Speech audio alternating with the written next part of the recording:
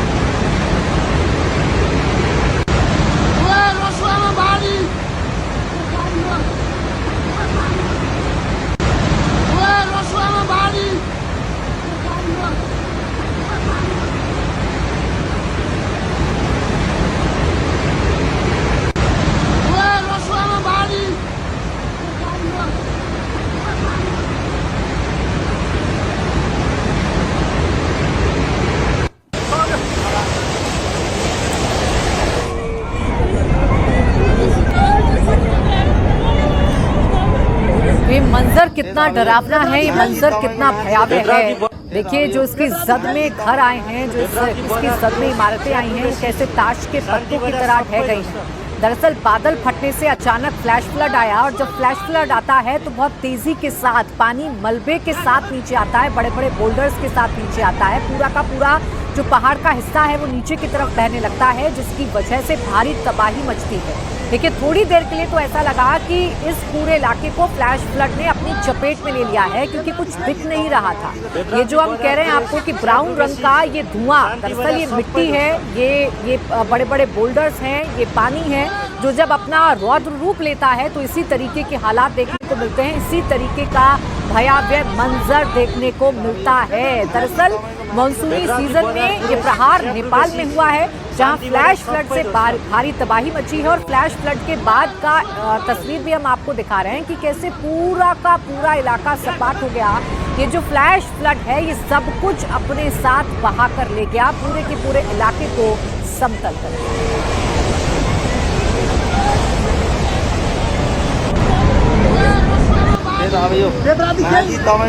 बेदराजी बजार पुरै स्याप रुबेसी शान्ति बजार सबै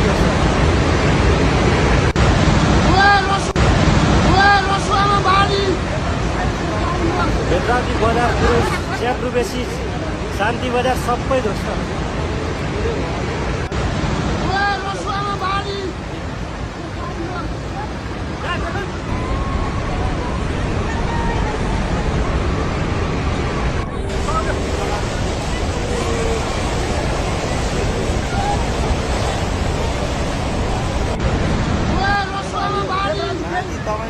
बेदराजी बजार पुरै स्याप रुबेसी शान्ति बजार सबै ध्वस्त।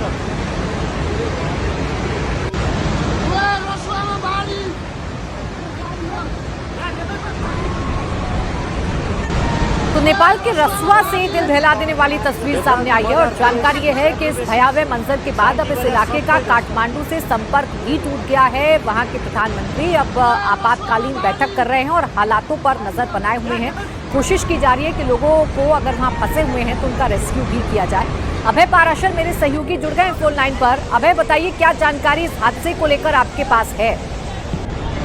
देखिए प्राची, अभी जो जानकारी मिली है, नेपाल के रसवा गढ़ी का एक टिमुरा इलाका पड़ता है, जहां पर आज नेपाल के लोकल समय के हिसाब से सुबह लगभग 9 बजे के आसपास काफी तेज रफ्तार में ये बाढ़ आई है और अभी जो जानकारी मिल रही है, जो हमारे वहां पर लोगों से जो बातचीत हो पाई है, लगभग 1000 के आसपास लोगों के बहने की खबर इसमें है। हालांकि नेपाल सरकार की तरफ से आधिकारिक पुष्टि अभी इसकी नहीं हुई है। राहत बचाव का काम लगातार चल रहा है। सुबह लगभग 9 बजे का समय था नेपाल का। उसी दौरान ये जो इलाका है, ये चाइना बॉर्डर से जुड़ा हुआ इलाका है और वहां पर काफी तेज रफ्तार में अचानक से बाढ़ आई और उसके बाद वहां पर काफी घर थे, उनके भी बहने की खबर है। लगभग 1000 लोगों के लापता जानकारी जो शुरुआती तौर पर मिल पा रही है।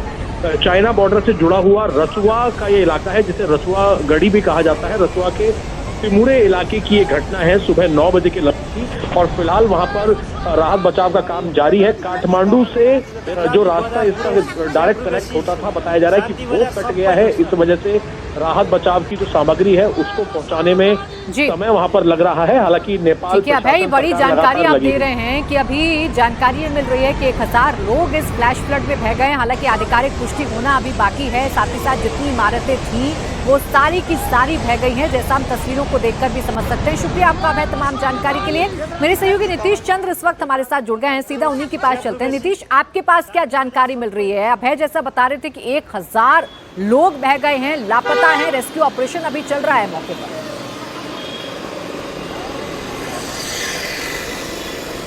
देखिए, आधिकारिक जानकारी इसको लेकर अभी नहीं आई है कि कितने बड़े पैमाने पर नुकसान हुआ है, लेकिन जो अभी जानकारी मिल रही है कि सुबह 9 बजे तिब्बत में ये बाढ़ आई थी। ग्लेशियर बस्ट करने से जो वहाँ से सैलाब एक तरह से आगे आया, उसने नेपाल के रसुआ जिले में तबाही मचाई है और वहाँ पर आसपास के इलाके में काफ़ी नुकसान हुआ है।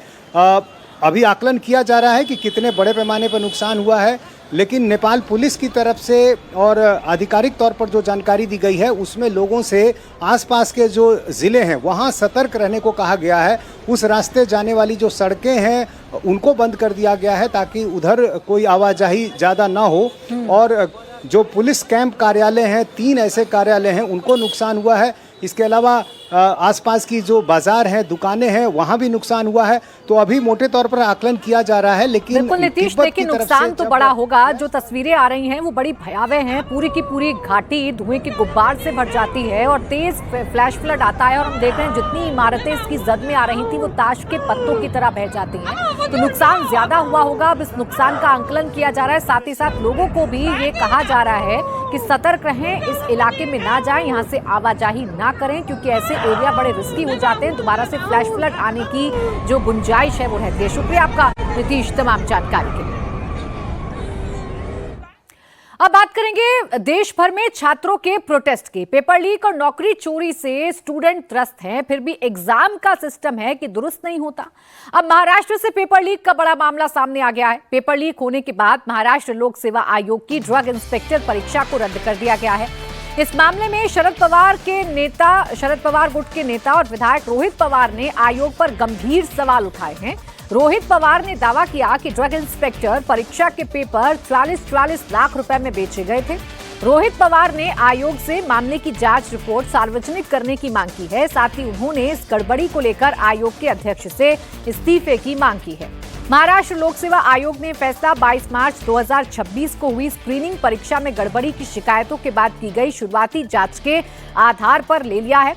महाराष्ट्र में ड्रग इंस्पेक्टर का पेपर था, जिसमें गड़बड़ी के बाद पेपर लीक की घटना के बाद इस पेपर को रद्द कर दिया गया है और इस मसले पर अब महाराष्ट्र में विपक्ष एक्टिव हो गया है। शरद गुट के नेता रोहित पवार सरकार पर हमलावर हैं। आयोग के अध्यक्ष का इस्तीफा रोहित पवार मांग रहे हैं, तो साथ ही साथ इस गड़बड़ी को लेकर सरकार से सवाल पूछ रहे हैं। अब देखिए, पूरे देश भर में पेपर लीक की घटनाओं को लेकर या एग्जामिनेशन सिस्टम को लेकर या एजुकेशन सिस्टम को लेकर छात्रों का गुस्सा 7वें आसमान पर है और ऐसे में महाराष्ट्र से घटना सामने आ जाना एक बार फिर ये बताता है कि कितनी लचर व्यवस्था है। एक बार फिर ये बताता है कि एजुकेशन सिस्टम में अभी कितने सुधार की जरूरत है। शहरों के नाम बदल जाते हैं लेकिन घटना कमोवेश वैसी ही होती है। यहाँ ये आरोप लगाए गए हैं कि 44 लाख में पेपर बेच दिए गए। ये आरोप रोहित पवार की तरफ से लगाया गया है। हालांकि इस पूरे मामले में जांच हो रही है और जो शिकायत मिली थी मार्च 2026 में सरकार को, उसके आधार पर ही जांच सरकार ने शुरू की थी और शुरुआती जांच के आधार पर ही ये फैसला लिया गया है कि इस परीक्षा को रद्द कर दिया गया है। लेकिन इस परीक्षा के रद्द होने के साथ ही विपक्ष को एक बड़ा मौका सरकार को घेरने के लिए मिला है, क्योंकि एक ऐसा मौका है जो सीधे सीधे यूथ की सेंटिमेंट को कनेक्ट करता है। ये एक ऐसा मुद्दा है जो सीधे सीधे युवाओं से जुड़ा हुआ है, और इस वक्त युवाओं का मुद्दा इस देश में किस तरीके से उलझा हुआ है, चाहे बिहार हो, झारखंड हो, दिल्ली का जंतर मंतर तो आपने देखा ही था। अब उत्तर प्रदेश में भी महाराष्ट्र में, माफ कीजिएगा, ऐसा ही मामला सामने आया है। महाराष्ट्र में भी इसी तरीके की घटना सामने आई है, जहां पेपर लीक की वजह से पेपर को रद्द कर दिया गया है। अभी जांच की जा रही है, और जांच के बाद ये पूरा मामला कितना बड़ा है, इसमें कितने लोग संलिप्त हैं, कितना बड़ा नेक्सस है, कहां से ये पेपर लीक करवाया गया, कितने में डीलिंग हुई, कौन कौन लोग इसमें शामिल हैं, ये अभी सामने आना बाकी है। लेकिन शरद गुट के नेता रोहित पवार ने इस मुद्दे को हाथों हाथ ले लिया है, और इस मुद्दे पर न सिर्फ सरकार से जिम्मेदारी तय करने के लिए कहा है, बल्कि आयोग के अध्यक्ष के इस्तीफे की मांग भी रोहित पवार की तरफ से की जा रही है। साकेत राय मेरे सहयोगी इस वक्त जुड़ गए हैं ज्यादा जानकारी के साथ। साकेत, देखिए, इसके पॉलिटिकल मायने, रोहित पवार जो अटैक कर रहे हैं उस पर तो मैं आपसे चर्चा करूं, लेकिन उससे पहले चूंकि सीधे सीधे यूथ से जुड़ा हुआ मसला है, एजुकेशन सिस्टम, एग्जामिनेशन सिस्टम से जुड़ा हुआ ये मुद्दा है, समझाइए हुआ क्या महाराष्ट्र में? देखिए, दरअसल ये जो पूरा एग्जाम प्रक्रिया है वो फूड एंड ड्रग्स डिपार्टमेंट का है, यानी कि जो ग्रुप बी का हमारे यहाँ जो FDA डिपार्टमेंट है उसमें इंस्पेक्टर के पद के लिए भर्तियाँ निकलती हैं।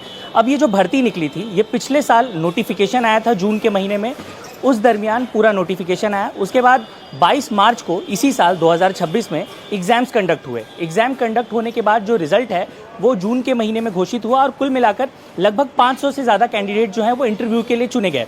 लेकिन जिस दरमियान ये पूरा प्रोसेस चल रहा था, 12 जून के आसपास 2 ऐसे लड़के हैं जिन्होंने पुणे से एग्जाम दिया था MPSC का, गौरव पाटिल और ऋषिकेश पाटिल।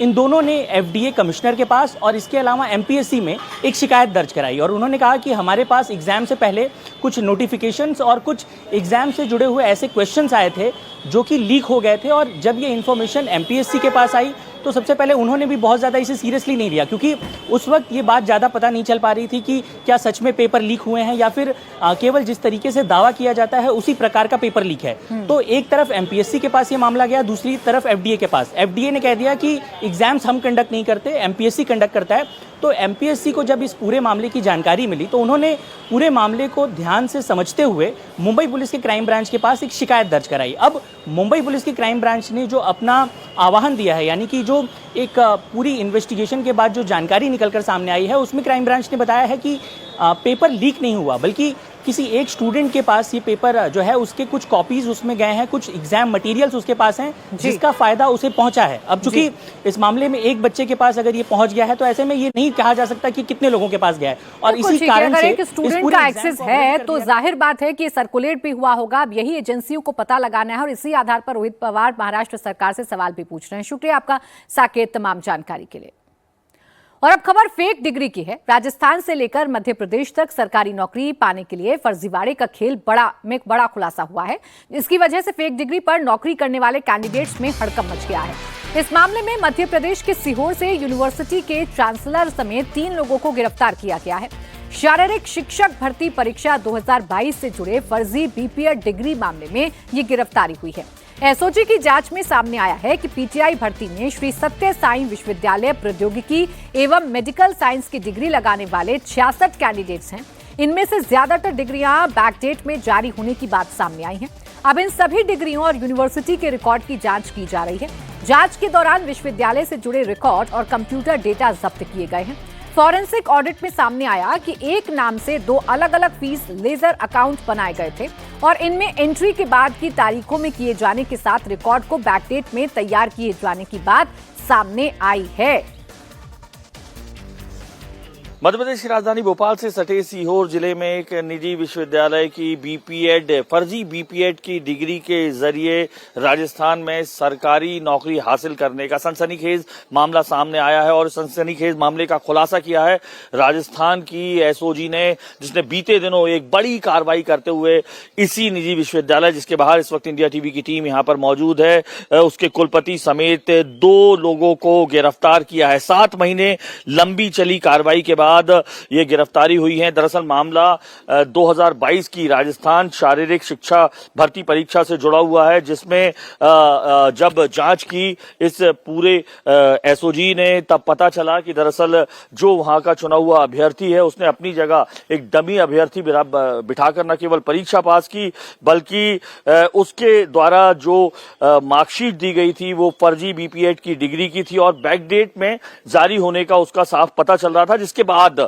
यहां पर जनवरी में जो एसओजी है राजस्थान उसने यहां पर छापा मारा, तमाम रिकॉर्ड कंप्यूटर डेटा, और जब यहां पर जब्त किया फॉरेंसिक ऑडिट में पता चला कि भारमल नाम के जो राम के नाम से दो अलग अलग फीस लेजर के अकाउंट यहां पर बनाए गए थे। उनकी एंट्री जो है साफ तौर पर बात की तारीखों में किए जाने के रिकॉर्ड मिले और तब पता चला कि न केवल भारमल राम ने बल्कि इसके अलावा जो एसओजी को शक है कि शारीरिक जो शिक्षक भर्ती परीक्षा 2022 थी उसमें 266 और अभ्यर्थियों ने जो परीक्षा दी थी, उन सभी अभ्यर्थियों के पास जो डिग्री है वो बैकडेट की है, फर्जी डिग्री है। ये संदेह है क्योंकि तमाम जो फॉरेंसिक जो रिकॉर्ड यहां से जब्त किए गए हैं, जो सीरीज जब्त की गई थी, जितना भी जो डेटा है उसमें पता चला कि अलग अलग लेजर जो है वो बिल बुक्स बनाई गई थी, लेजर बनाया गया था। बैकडेट के जितने भी रिकॉर्ड थे उनको खाली रखा गया था ताकि अगर कोई नया जो अभ्यर्थी आता हो बैकडेट में बीपीएड की डिग्री बनवाना चाहता है ऐसे किसी भी एग्जाम्स के लिए, तो जो खाली जो रजिस्टर्स थे उनमें एंट्री कर दी जाती थी। बैकडेट में ही फीस के पैसे कैश में लिए जाते थे ताकि कोई भी ट्रेस ना ये साबित हो कि ये जो फर्जीवाड़ा किया जा रहा है वो अभी किया गया है। ऐसे 66 मामले अभी तक जो है उन पर संदेह है राजस्थान एसओजी को और उसकी जांच चल रही है। इसके अलावा बताया जा रहा है कि जो एक जांच का जो एक बिंदु है, प्रमुख बिंदु ये वो भी है कि यहां से जो बीपीएड की जो डिग्रियां मिली हैं उनके जरिए कहां नौकरी किन किन राज्यों में ली गई है। अभी तक जो एसओजी के पास जानकारी मिली है, तेलंगाना के अलावा साउथ के कई राज्य हैं जहां पर वहां की फिजिकल एजुकेशन की जो भर्तियां निकलती हैं उनकी डिग्रियां इसी यूनिवर्सिटी से ली गई हैं। तो एक बड़ा खुलासा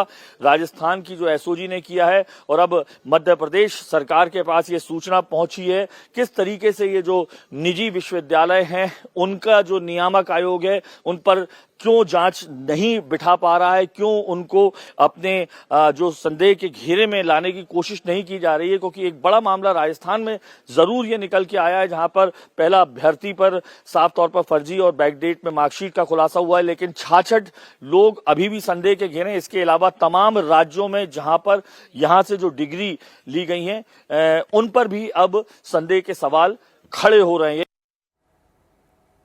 वहीं महाराष्ट्र में टीपू सुल्तान को लेकर सियासी बवाल मच गया है। महाराष्ट्र में टीपू सुल्तान को लेकर एक नया सियासी बवाल शुरू हुआ है और इसकी वजह से मालेगांव की डिप्टी मेयर का टीपू प्रेम जो है वो सामने आया है। आपको जानकारी दे दें, मालेगांव की डिप्टी मेयर शान-ए-हिंद निहाल अहमद ने अपने दफ्तर में फिर टीपू सुल्तान की तस्वीर लगा दी है। हैरानी की बात यह है कि डिप्टी मेयर ने टीपू सुल्तान की तस्वीर छत्रपति शिवाजी महाराज, डॉक्टर बाबा साहेब आम्बेडकर, सुभाष चंद्र बोस जैसे महापुरुषों के साथ लगाई है। इससे पहले फरवरी में भी डिप्टी मेयर शान-ए-हिंद ने ऑफिस में टीपू सुल्तान की तस्वीर लगाई थी। उस वक्त भी काफी विवाद हुआ था। इसके बाद उन्होंने टीपू सुल्तान की तस्वीर को हटा लिया था, लेकिन अब फिर से मालेगांव की डिप्टी मेयर ने अपने दफ्तर की दीवार पर टीपू सुल्तान की तस्वीर लगा दी है और इसे नेताजी सुभाष चंद्र बोस के साथ लगाया गया है। इस तस्वीर को छत्रपति शिवाजी की तस्वीर के साथ लगाया गया है। मालेगांव की डिप्टी मेयर निहाल अहमद समाजवादी पार्टी की नेता हैं। कुछ महीने बाद यूपी में चुनाव है, यही वजह है कि निहाल अहमद के दफ्तर में लगी टीपू सुल्तान की तस्वीर को लेकर अब सियासत हो गई है। बीजेपी और शिवसेना खुलकर दफ्तर में टीपू सुल्तान की तस्वीर लगाए जाने का विरोध कर रही है। शिवसेना नेता और महाराष्ट्र सरकार में मंत्री दादा भुसे ने कहा कि डिप्टी मेयर को फौरन दफ्तर से टीपू सुल्तान की तस्वीर हटानी चाहिए। टीपू सुल्तान की तस्वीर लगाना गलत है। मैं उप महापौर जी से बोलूंगा वो तस्वीर हटा दी जाए। सचिन चौधरी मेरे सहयोगी इस वक्त जुड़ गए हैं, सीधा उन्हीं के पास चल लेते हैं। सचिन, जब पहले डिप्टी मेयर ने तस्वीर लगाई थी अपने दफ्तर में, काफी बवाल हुआ था और इस तस्वीर को उन्होंने हटा लिया था। फिर एक बार इस तस्वीर को लगाना क्या ये बताता है कि जानबूझकर टीपू सुल्तान वाला प्रेम दिखाने की कोशिश की जा रही है? जी बिल्कुल, एक तरह से जिस तरह से उन्होंने तस्वीर लगाई और जिसको लेकर राजनीति भी छिड़नी थी और शुरू हो भी गई है। उन्होंने जो तस्वीर लगाई है और रिनोवेशन अपने जो दफ्तर है उसका रिनोवेशन किया था और उसके बाद ये तस्वीर उन्होंने फिर से लगाई है। इसके पहले उन्होंने जो तस्वीर लगाई थी और बाद में जो विवाद बढ़ा तो उन्होंने हटा दी थी, तो उनका कहना था कि दफ्तर का रिनोवेशन करना था इसलिए हटाई थी। और अब उन्होंने फिर से तस्वीर लगा दी है। उनको पूछा तो उनका कहना है कि जब संविधान ने उन्हें अधिकार दिया है कि महापुरुषों की तस्वीरें लगती है तो अपने आदर्श जो जिनको वो मानते हैं उनकी तस्वीर वो लगा सकते हैं, संविधान ने उनको अधिकार दिया है। लेकिन दूसरी तरफ बीजेपी शिवसेना इसका विरोध कर रही है। आज बीजेपी शिवसेना अपना विरोध दर्ज कराने के लिए जो है कमिश्नर से भी मिलने वाली है, प्रशासन से भी मिलने वाली है और अपना विरोध दर्ज वहां पर करने वाली है। लेकिन इस मामले को लेकर राजनीति जो है लगातार जारी है। समाजवादी पार्टी की ये नेता है, वहां की डिप्टी मेयर है और समाजवादी पार्टी का कहना है कि टीपू सुल्तान जो है वो कोई देशद्रोही नहीं थे।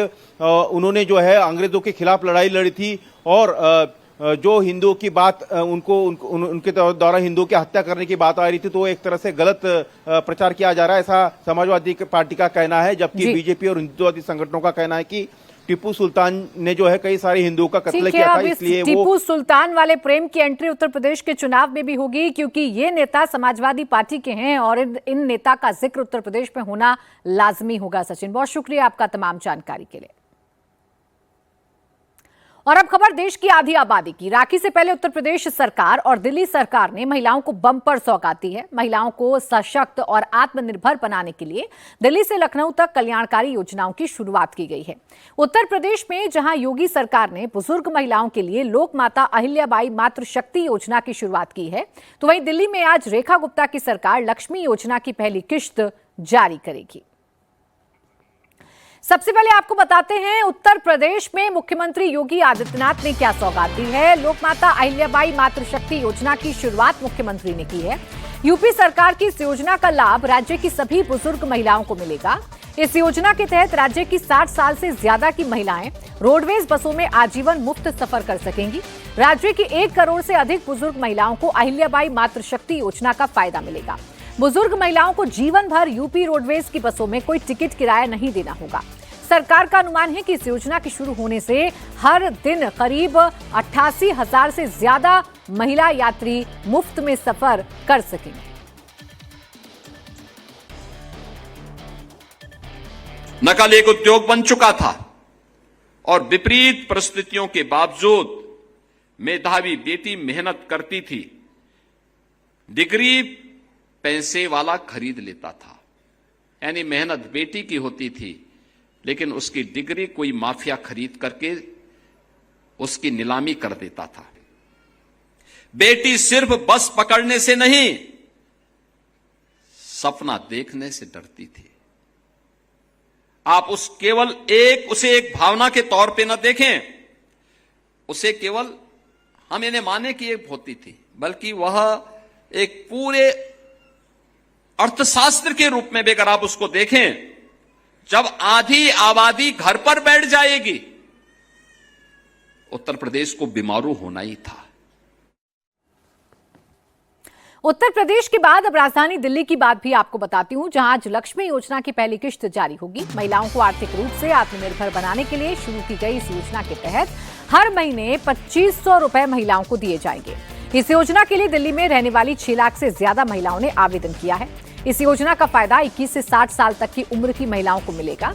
1 सितंबर को लाभार्थी महिलाओं के खाते में सीधे पैसे आएंगे। इस मौके पर तालकटोरा स्टेडियम में अलग अलग इलाकों से बड़ी संख्या में महिलाएं पहुंची हैं।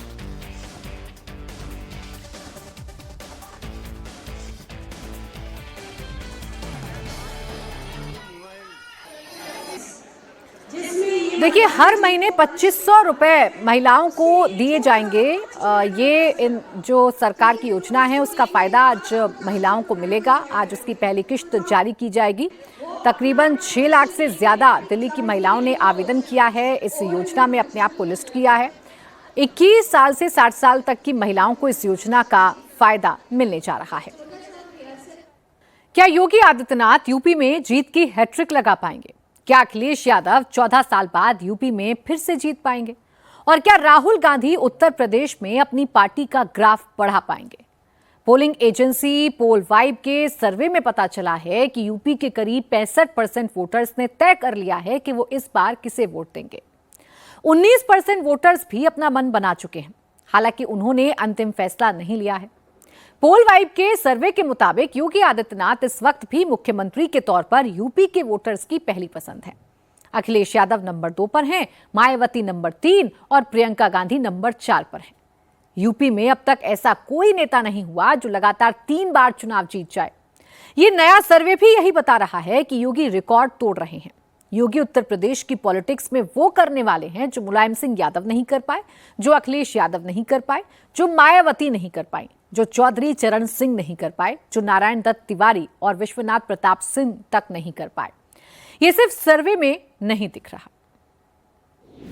अगले 6 महीने के अंदर नोट करिए, अगले 6 महीने के अंदर परिणाम हमारे सामने है, परिणाम हमारे सामने है, परिणाम हमारे सामने, परिणाम हमारे सामने है।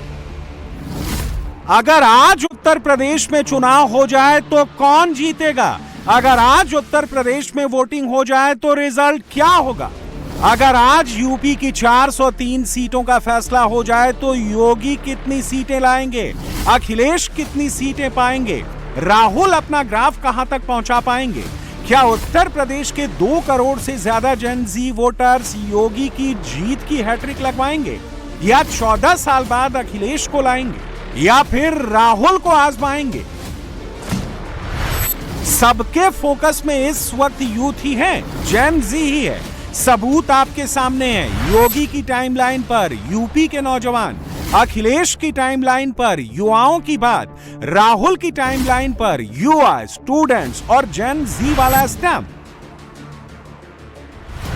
जेन जी के साथ योगी की सेल्फी, जेन जी के साथ अखिलेश की सेल्फी, जेन जी के साथ राहुल की सेल्फी। ये कोई संयोग नहीं है, ये बीजेपी, सपा और कांग्रेस तीनों की यूथ वोट वाली स्ट्रेटजी है। आज दुनिया मांग रही यूपी के नौजवानों को। हम जेन जी की बात कर रहे हैं। राहुल जी शुरू से ही युवाओं के लिए आवाज उठाते रहे हैं। राहुल गांधी ने देश के मुद्दे उठाए हैं, युवाओं के मुद्दे उठाए हैं। ये लोग डरे हुए हैं राहुल गांधी से। अब जिन्होंने जिंदगी भर धोती कुर्ता पहना, अब वो पैंट शर्ट पहन करके जेन जी को कॉपी करने का, अरे साहब, हमारी सरकार अपने युवाओं के साथ खड़ी है, छात्रों के साथ खड़ी है। अब की बार उत्तर प्रदेश में 13 करोड़ 39,84,792 वोटर्स होंगे।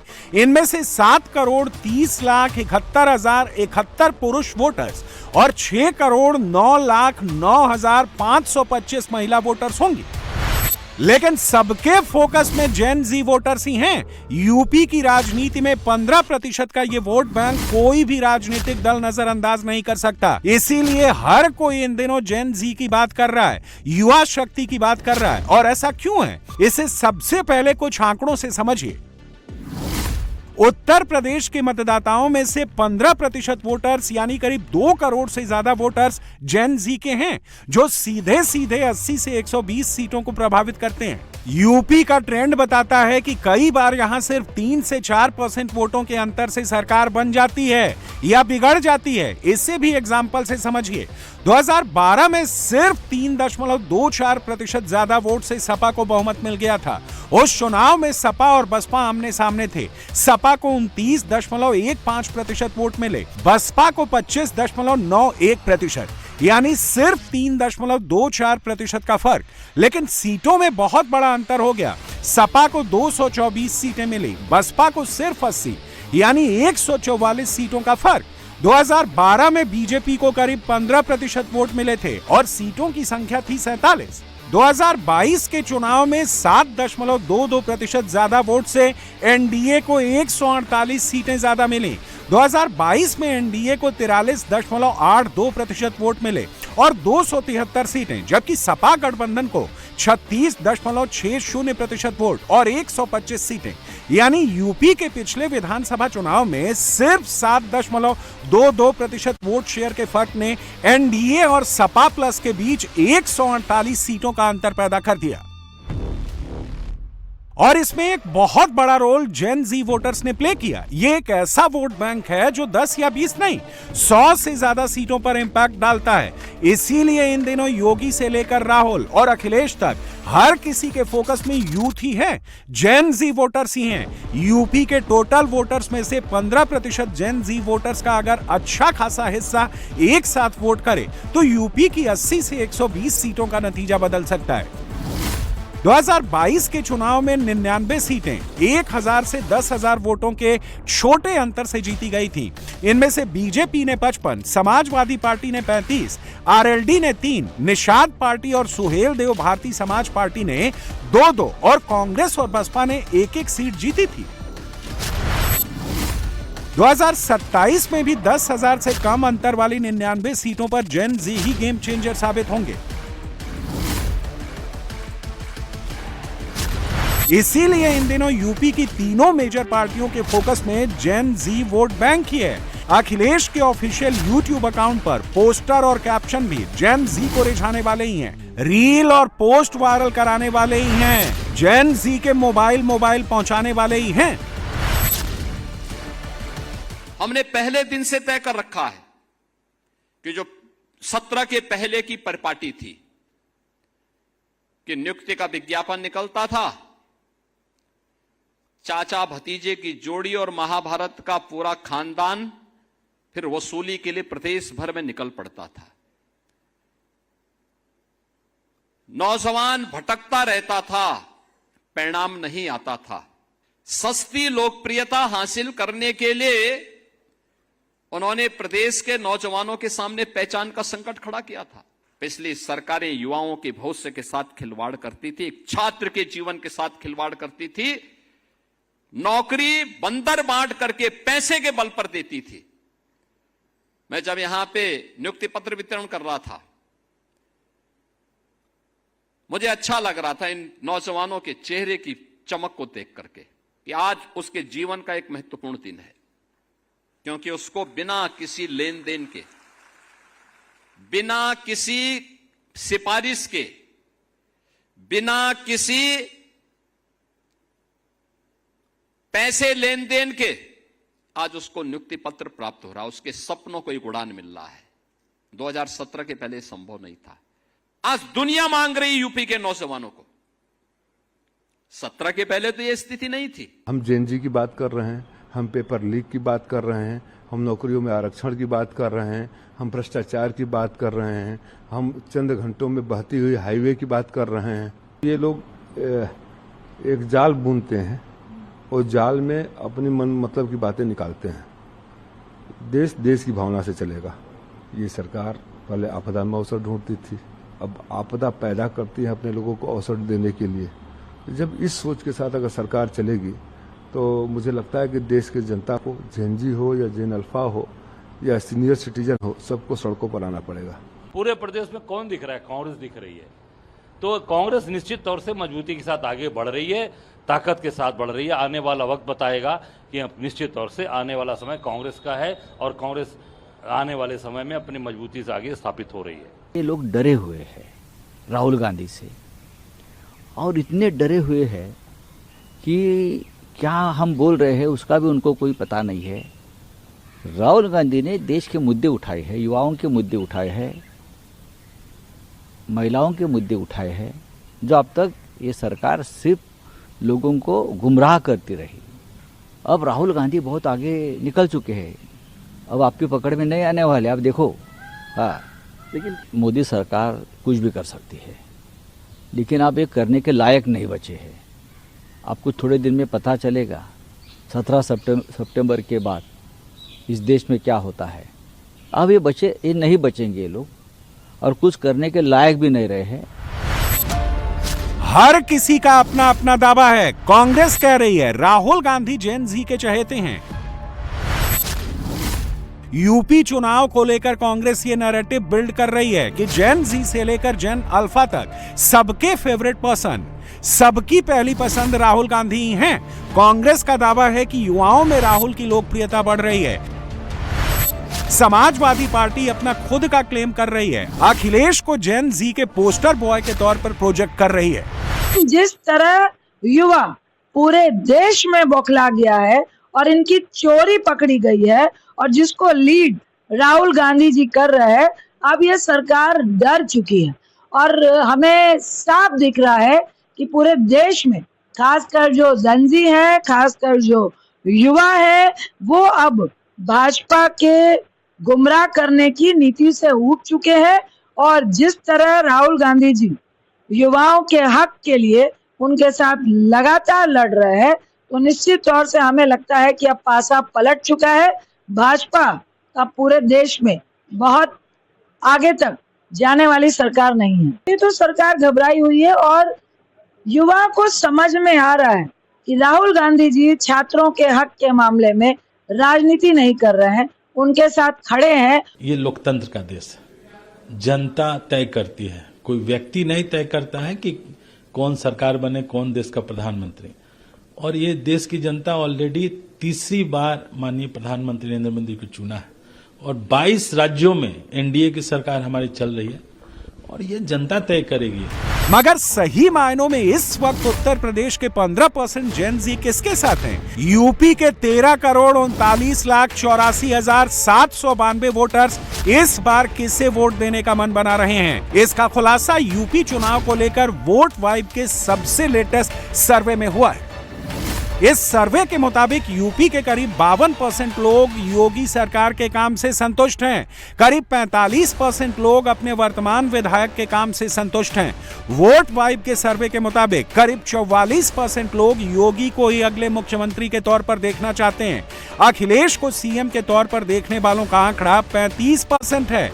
मायावती को पसंद करने वाले सिर्फ 5.9% और प्रियंका गांधी को पसंद करने वाले सिर्फ 3% लोग हैं। इस सर्वे के मुताबिक यूपी के 64.4% वोटर्स ने तय कर लिया है कि उन्हें इस बार किसे वोट देना है और इनमें से करीब 42% लोग एनडीए को वोट देने का मन बना चुके हैं।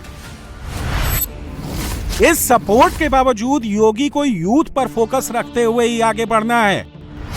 जेन जी की जरूरतों को पूरा करने वाले प्लान पर ही आगे बढ़ना है। वोट वाइब के सर्वे के मुताबिक यूपी के 23.1% वोटर्स के लिए अब की बार बेरोजगारी बड़ा मुद्दा है। 13.7% के लिए शिक्षा और स्वास्थ्य बड़ा मुद्दा है।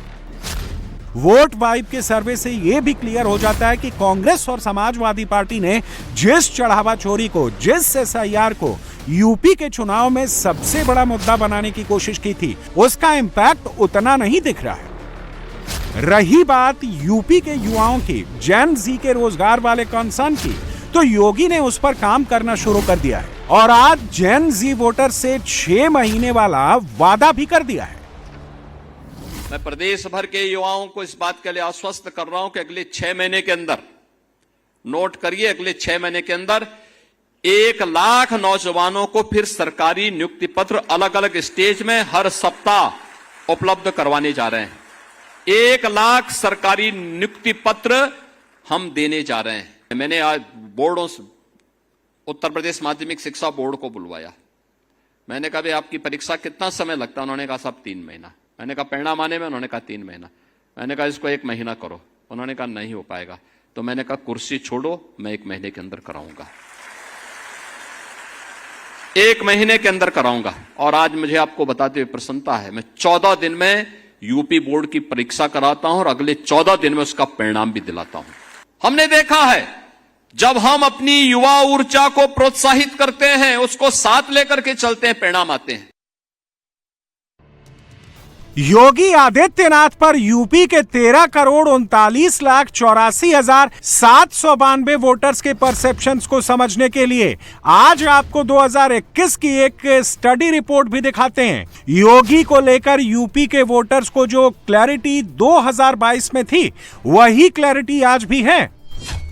इस स्टडी रिपोर्ट के मुताबिक उत्तर प्रदेश के 58% लोग भ्रष्टाचार के खिलाफ योगी के एक्शन से संतुष्ट थे। 64% लोगों की राय में योगी ने क्राइम के खिलाफ अच्छा काम किया, यानी ये लोग इस पैमाने पर भी योगी से सेटिस्फाइड हैं। इसी स्टडी में 88% लोगों ने माना कि वो योगी आदित्यनाथ के वादों और उनकी बातों पर भरोसा करते हैं। 72% लोग योगी सरकार की नीतियों पर यकीन करते हैं। 78% लोगों के मुताबिक वो उत्तर प्रदेश में योगी के सामने कोई दूसरा प्रतिद्वंदी खड़ा नहीं देखते। इस स्टडी में 79% लोगों ने यह भी माना कि वो योगी प्लस बीजेपी की सरकार से पूरी तरह संतुष्ट हैं। 78% लोगों ने माना कि योगी आदित्यनाथ की लोकप्रियता हर दिन बढ़ रही है और 82% लोगों ने माना कि उत्तर प्रदेश में योगी आदित्यनाथ की सरकार ने उनके जीवन में पॉजिटिव बदलाव किए हैं। एक्सिस माई इंडिया के मुताबिक 2027 के चुनाव के मद्देनजर बीजेपी अभी एसपी से काफी आगे है। यूपी में लोगों की संतुष्टि का स्तर अच्छा बताया गया है। बीजेपी को अभी मजबूत स्थिति में दिखाया जा रहा है। यूपी की लॉ एंड ऑर्डर, हिंदुत्व और विकास वाली छवि अभी भी मजबूत है। प्लस योगी की व्यक्तिगत लोकप्रियता इस वक्त भी ऊंची है और ये इसलिए है क्योंकि योगी की परफॉर्मेंस ओरिएंटेड पॉलिटिक्स लोगों को अपील करती है, जेन जी को अट्रैक्ट करती है और इसका एक एग्जाम्पल आज दिखा है। योगी कैबिनेट ने रक्षाबंधन से पहले उत्तर प्रदेश की महिलाओं को बहुत बड़ा गिफ्ट दिया है। लेकिन उत्तर प्रदेश की जनता से जो वादे भारतीय जनता पार्टी ने 2022 के चुनाव में किए थे उसमें से एक एक करके लगभग सब पूरे किए जा रहे हैं और उसी के क्रम में आज बड़े महत्वपूर्ण फैसले हुए। जो 60 वर्ष की महिलाएं हैं उनको एक बड़ा उपहार रक्षाबंधन के पावन पर्व पर प्रदेश की सरकार ने दिया है, माननीय मुख्यमंत्री जी ने दिया है। अब 60 वर्ष की महिलाएं उत्तर प्रदेश परिवहन निगम की बसों में निःशुल्क यात्रा कर सकेंगी और ये रक्षाबंधन के अवसर पर बड़ा उपहार प्रदेश की सभी महिलाओं को सरकार ने देने का काम किया है। और दूसरा, जो प्रदेश सरकार के विभिन्न मेडिकल कॉलेजों में जो एमबीबीएस के छात्र थे तो इंटर्न के दौरान उनको जो स्टाइपेंड है 12,000 से बढ़ाकर सीधा 25,000 कर दिया गया। जेन जी और महिला वोटर्स के बीच योगी की लोकप्रियता तो इंटैक्ट है। क्या राहुल और अखिलेश के केस में ऐसा है? लगता तो नहीं है। अगस्त 2026 के एक सर्वे में पता चला है कि युवा वर्ग में राहुल की लोकप्रियता सिर्फ 27.9% है, जबकि जनवरी 2026 के एक सर्वे के मुताबिक सिर्फ 6% लोग ही अखिलेश यादव को विपक्षी गठबंधन के नेता के तौर पर देखते हैं। राहुल इन दिनों देश के कोने कोने में जाकर छात्रों की गूंज सुन रहे हैं, अपना खुद का इवेंट ऑर्गेनाइज करवा रहे हैं, मगर खुद कांग्रेस के नेताओं को यह नहीं लगता कि राहुल जेन जी के बीच पॉपुलर हैं और यह दावा बीजेपी ने किया है। बीजेपी ने क्लेम किया है कि पुणे में राहुल के छात्रों की गूंज वाले इवेंट को कांग्रेस के 35% नेताओं ने सोशल मीडिया पर पोस्ट नहीं किया। बीजेपी का दावा है कि कांग्रेस के 249 नेताओं में से सिर्फ 113 ने एक्स पर और 48 ने इंस्टाग्राम पर राहुल के इवेंट से जुड़ा पोस्ट किया। बीजेपी के मुताबिक 83 कांग्रेसी नेताओं ने राहुल के इवेंट पर कोई पोस्ट नहीं किया। इसमें मनीष तिवारी, चन्नी जैसे नेता शामिल हैं। बीजेपी का दावा है कि अजय माकन जैसे कांग्रेस सीडब्ल्यूसी के नेताओं ने भी राहुल के इवेंट से जुड़ा कोई पोस्ट नहीं किया। अब बीजेपी कह रही है कि कांग्रेस के नेताओं को भी पता है देश के युवाओं से राहुल का कनेक्ट जीरो है। पिछले कुछ दिनों से राहुल गांधी छात्रों के गूंज के माध्यम से ये परसेप्शन बनाने की कोशिश कर रहे हैं कि युवा कांग्रेस के साथ में है। ये पूरे मैन्युफैक्चर्ड पीआर कैंपेन का बलून आज कांग्रेस के नेताओं ने ही बस्ट कर दिया। The balloon of the fake manufactured PR campaign of Rahul Gandhi छात्रों की गूंज was busted by the Congress leaders themselves। ये मैं क्यों कह रहा हूं? ये अगर आप डेटा देखेंगे, सीडब्ल्यूसी के खुद के मेंबर्स ने राहुल गांधी के पुणे के छात्रों के गूंज के कार्यक्रम के बारे में कोई पॉजिटिव टिप्पणी नहीं दी। और ये कोई नॉर्मल कार्यकर्ता नहीं है। This includes leaders like Ajay Maken, ये इंक्लूड करता है leaders like Manish Tiwari, Charanjit Singh Channi. In fact Ajay Maken ने तो कोई भी प्लेटफॉर्म के ऊपर पॉजिटिवली पुणे के छात्रों के गूंज के बारे में नहीं लिखा है। इससे यह स्पष्ट होता है कि आज कांग्रेस पार्टी भी ये जानती है कि राहुल की पूरी आउटरीच एक मैन्युफैक्चर्ड पीआर कैंपेन है, और जब ये कांग्रेस के सीडब्ल्यूसी नेता जब ग्राउंड से फीडबैक लेते हैं तो इनको सिर्फ एक फीडबैक सामने आता है, और वो ये फीडबैक है कि the youth of the country is not with Rahul Gandhi, the youth on the ground is supporting prime minister Narendra Modi's development. Delhi के अंदर कुछ एक लॉबी है जिसको हर कुछ समय में राहुल गांधी को रिलॉन्च करने की एक आदत है और उनका उनमें वेस्टेड इंटरेस्ट है। इसीलिए हर मैन्युफैक्चर्ड पीआर कैंपेन के समय राहुल गांधी को रिलॉन्च करने की ये लॉबी एक्टिव हो जाती है। पर जब भी चुनाव आता है, इस मैन्युफैक्चर्ड पीआर लॉबी को इस देश का युवा आईना दिखाता है। यानी कांग्रेस का इकोसिस्टम इन दिनों जिस अंदाज में राहुल को यूथ का मसीहा बता रहा है, ग्राउंड पर वैसा दिख नहीं रहा है। और अब बीजेपी के बड़े लीडर्स खुलकर राहुल और उनकी पार्टी के खिलाफ वो बातें कहने लगे हैं जो बातें वो पहले नहीं कहा करते थे। बीजेपी के नेताओं के निशाने पर राहुल भी हैं, अखिलेश भी हैं। यूपी की चुनावी फाइट बेहद इंटरेस्टिंग हो गई है। अब बीजेपी 2027 की पूरी लड़ाई जेन जी के लिए लड़ रही है, जेन जी के स्टाइल में लड़ रही है, और धीरे धीरे कांग्रेस सपा पर बढ़त बनाती जा रही है।